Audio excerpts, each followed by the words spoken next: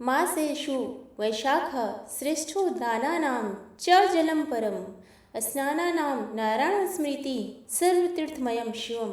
अर्थात सभी महीनों में वैशाख सबसे श्रेष्ठ है, सभी दानों में जल दान सर्वश्रेष्ठ है, सभी स्नानों में नारायण का स्मरण सर्वोत्तम है और यह मास सभी तीर्थों के समान पुण्यदायक है।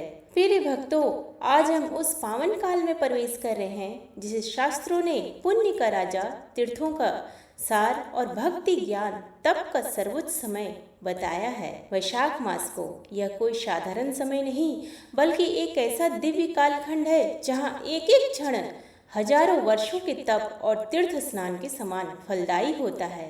इस मास में केवल शरीर ही नहीं, आत्मा भी शुद्ध होती है। सूर्य की तेज तपिश हमारे मन के विकारों को भी भस्म कर देती है। आज से हम आरंभ करने जा रहे हैं वैशाख मास की दिव्य कथा यात्रा। यह यात्रा केवल कथा श्रवण नहीं बल्कि आत्मा को स्पर्श करने वाली साधना है, जो हमें जीवन और मृत्यु के रहस्यों से परिचित कराती है, पापों से मुक्त करती है और मोक्ष की ओर अग्रसर करती है।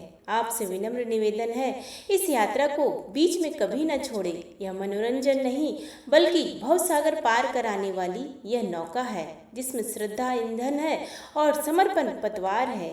तो आइए इस आध्यात्मिक कथा का शुभारंभ करते हैं, जहाँ हर दिन एक नया अध्याय है, हर कथा एक नई सीख है और हर शब्द में मोक्ष का संकेत छिपा है। जय श्री हरि। वैशाख मास की मंगलमय शुभकामनाएं। आज की इस वीडियो में हम सुनेंगे वैशाख मास महात्म्य की कथा।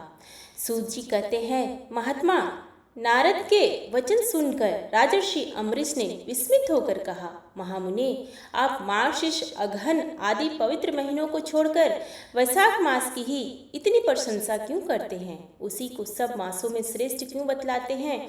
यदि माधव मास सबसे श्रेष्ठ और भगवान लक्ष्मीपति को अधिक प्रिय है तो उस समय स्नान करने की क्या विधि है?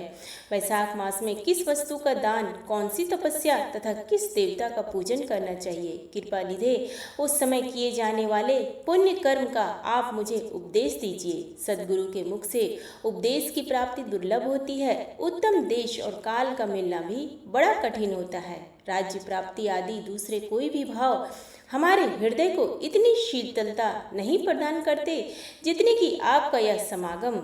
नारद जी ने कहा, राजन सुनो, मैं संसार के हित के लिए तुमसे माधव मास की विधि का वर्णन करता हूँ, जैसा कि पूर्व काल में ब्रह्मा जी ने बतलाया था। पहले तो जीव का भारतवर्ष में जन्म होना ही दुर्लभ है, उससे भी अधिक दुर्लभ है वहाँ मनुष्य की योनि में जन्म।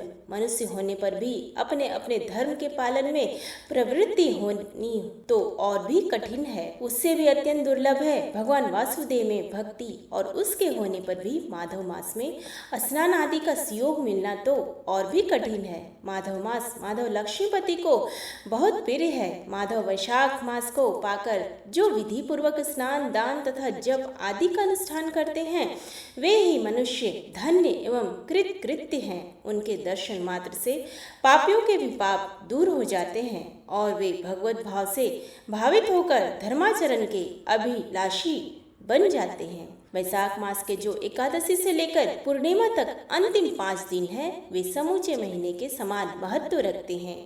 हे राजेंद्र, जिन लोगों ने वैशाख मास में भली भांति के उपचारों द्वारा मधु दैत्य के मारने वाले भगवान लक्ष्मीपति का पूजन कर लिया, उन्होंने अपने जन्म का फल पा लिया। भला कौन सी ऐसी अत्यंत दुर्लभ वस्तु है जो वैशाख के स्नान तथा विधि पूर्वक भगवान के पूजन से नहीं प्राप्त होती?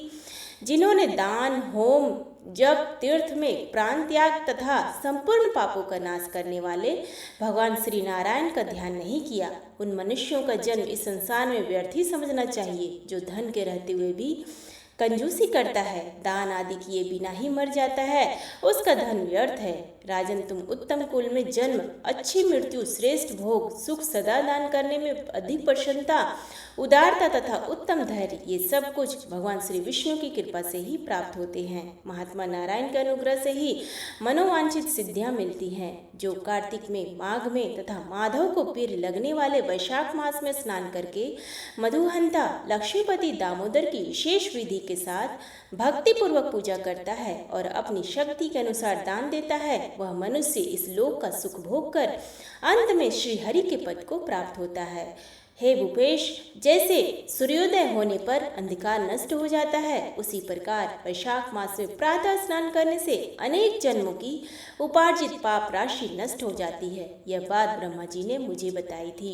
भगवान श्री विष्णु के माधव मास की महिमा का विशेष प्रचार किया गया है। अतः इस महीने के आने पर मनुष्यों को पवित्र पवित्र करने वाले पुण्य जल से परिपूर्ण गंगा तीर्थ, नर्मदा तीर्थ, यमुना तीर्थ अथवा सरस्वती तीर्थ में सूर्योदय से पहले स्नान करके भगवान मुकुंद की पूजा करनी चाहिए। इससे तपस्या का फल भोगने के पश्चात अक्षय की प्राप्ति होती है। भगवान श्री नारायण अनामय रोग व्याधि से रहित हैं। उन गोविंद देव की आराधना करके तुम भगवान का पद प्राप्त कर लोगे। राजन देवादिदेव लक्ष्मीपति पापों का नाश करने वाले हैं। उन्हें नमस्कार करके चैत्र की पूर्णिमा को इस व्रत का आरंभ करना चाहिए। व्रत लेने वाला पुरुष यमनियों का पालन करे, शक्ति के अनुसार कुछ दान दे, हविष्यान्न भोजन करे, भूमि पर सोए, ब्रह्मचर्य व्रत में दृढ़ता पूर्वक स्थित रहे तथा हृदय में भगवान श्री नारायण का ध्यान करते हुए कृच्छ्र आदि तपस्याओं के द्वारा शरीर को सुखाए। इस प्रकार नियम से रहकर जब वैशाख की पूर्णिमा आए उस दिन मधु तथा तिल आदि का दान करे। श्रेष्ठ ब्राह्मणों को भक्ति पूर्वक भोजन कराए, उन्हें दक्षिणा सहित धेनु दान दे तथा वैशाख स्नान के व्रत में जो कुछ त्रुटि हुई हो उसकी पूर्णता के लिए ब्राह्मणों से प्रार्थना करे। हे भोपाल, जिस प्रकार लक्ष्मी जी जगदीश्वर माधव की प्रिया है, उसी प्रकार माधव मास भी मधुसूदन को बहुत प्रिय है। इस तरह उपर्युक्त नियमों के पालन पूर्वक 12 वर्षों तक वैशाख स्नान करके अंत में मधुसूदन की प्रसन्नता के लिए आपकी अपनी शक्ति के अनुसार व्रत का उद्यापन करें। अम्बरीश, पूर्व काल में ब्रह्मा जी के मुख से मैंने जो कुछ सुना था वह सब वैशाख मास का महात्म्य तुम्हें बता दिया है। अम्बरीश ने पूछा, हे मुने, स्नान में परिश्रम तो बहुत थोड़ा होता है, फिर भी उससे अत्यंत दुर्लभ फल की प्राप्ति होती है। मुझे इस पर विश्वास क्यों नहीं होता? मुझे मोह क्यों हो रहा है? नारद जी ने कहा, राजन, तुम्हारा संदेह ठीक है।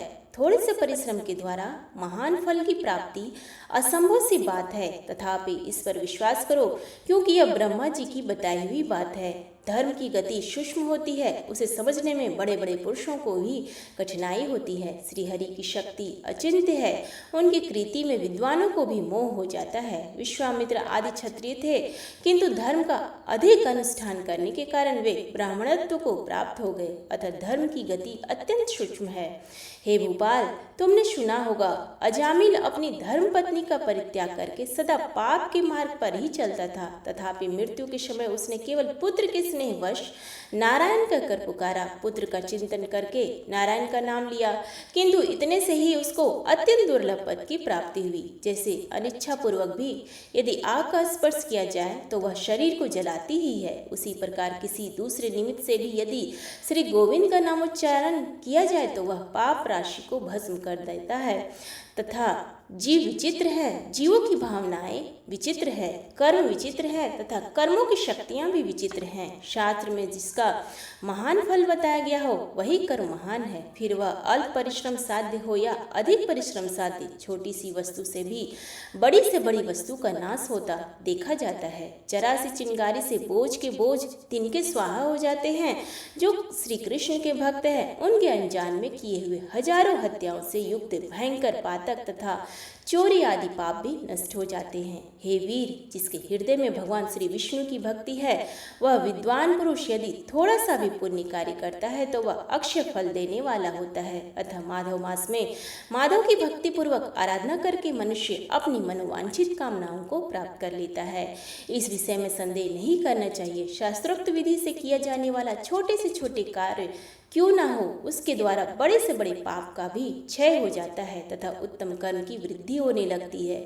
हे राजन, भाव तथा भक्ति दोनों की अधिकता से फल में अधिकता होती है। धर्म की गति सूक्ष्म है, वह कई प्रकारों से जानी जाती है। हे महाराज, जो भाव से ही हीन है, जिसके हृदय में उत्तम भाव एवं भगवान की भक्ति नहीं है, वह अच्छे देश तथा काल में जाकर जीवन भर पवित्र गंगा जल से नहाता और दान देता रहे तो भी कभी शुद्ध नहीं हो सकता, ऐसा मेरा विचार है। अतः अपने हृदय कमल में शुद्ध भाव की स्थापना करके वैशाख मास में प्रातः स्नान करने वाला जो विशुद्ध चित्त पुरुष भक्ति पूर्वक भगवान लक्ष्मीपति की पूजा करता है, उसके पुण्य का वर्णन करने की शक्ति मुझ में नहीं है। अतः हे भूपाल, तुम वैशाख मास के फल के विषय में विश्वास करो। छोटा सा शुभ कर्म भी सैकड़ों पाप कर्मों का नाश करने वाला होता है। जैसे हरि नाम के भय से राशि राशि पाप नष्ट हो जाते हैं, उसी प्रकार सूर्य के मेष राशि पर स्थित होने के समय प्रातः स्नान करने से तथा तीर्थ में भगवान की स्तुति करने से भी समस्त पापों का नाश हो जाता है। जिस प्रकार गरुड़ के तेज से सांप